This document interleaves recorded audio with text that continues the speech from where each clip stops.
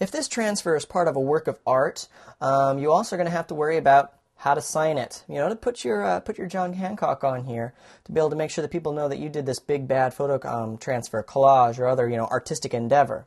So here's a couple ways you can sign it. First off, you can get like a good felt tip pen. See, that doesn't show up very well. You have to kind of go over it multiple times. Let's try a more heavy-duty pen.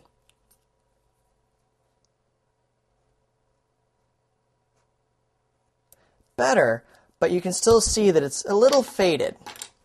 So my preferred way of signing this is if you can get yourself some black acrylic paint.